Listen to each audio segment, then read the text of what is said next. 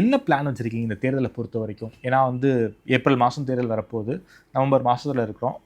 ஒரு 5 குறைந்தது ஒரு 5 மாதங்கள் தான் இருக்குது. என்ன திட்டம் வச்சுருக்கீங்க? இல்லை, நீங்கள் திமுக ஆட்சிக்கு வந்த புதியில் என்னவெல்லாம் சொன்னான்னு பாருங்கள். மக்களை நான் முன்னாடி சொல்லிடுறது, மக்கள் நம்பி ஓட்டு போட்டாங்க. ஓட்டு போட்ட பிறகு அது எதுவுமே நிறைவேற்றாமல் இப்போ வெறுமனே நாங்கள் பஸ்ஸுக்கு வந்து பஸ் பேருக்கு 1000 ரூபா கொடுத்தோம்னு சொல்லி ஏமாத்துறாங்க.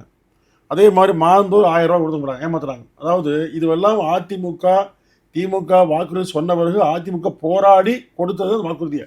இல்லை, பெண்களுக்கு 1000 ரூபாய் கொடுக்குறாங்க, மாணவர்களுக்கு 1000 ரூபாய் கொடுக்குறாங்க, கல்லூரி போகிற பெண்களுக்கு வந்து 1000 ரூபாய் கொடுக்குறாங்க, தமிழ் புதல்வன் திட்டம், காலையில் வந்து இலவச சிற்றுண்டி, இப்படின்னு ஏகப்பட்ட திட்டங்கள் வந்து திமுக காரங்க அடுக்கிறாங்களே. சரி, இந்த 4000 ரூபா கொடுப்பாங்களா? இப்போ 10,000 கூடிக்குது. வீட்டு வரி, சொத்து வரி, பத்திரப்பதிவு கட்டணம், குப்பை வரி, மின்சார உயர்வு எல்லாம் அதிகமாகிடுச்சுல்ல. ஒரு வீட்டில் 5000 குடியிருந்தவங்களுக்கு இன்னைக்கு 10,000 செலவாகுது. என்ன செய்வீங்க? அதாவது 4000 நம்ம கொடுத்து போட்டு 10,000 வாங்குறேன் நம்மகிட்ட. இதுதான் ஆபத்து. இப்போ எங்களுக்கு இந்த மாதிரி இலவசம் வேண்டாமுங்க, எங்களுக்கு விலைவாசி குறைய வேணும்னு சொல்கிறாங்க. அது குறைச்சாங்க அரசில். திமுக ஆட்சி வந்தவர்கள் 4 மடங்கு அதிகரிச்சிருக்குங்க. அப்போது இதுவெல்லாம் மிகப்பெரிய அபத்தமான ஒரு செய்தியை திமுக சொல்லிட்டே வருது.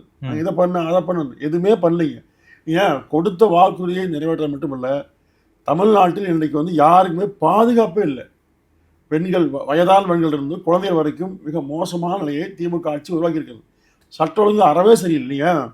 இந்த 4 ஆண்டுகள் மட்டுமே கிட்டத்தட்ட 6500 கொலை நடந்திருக்கு. கொலை மட்டுமே.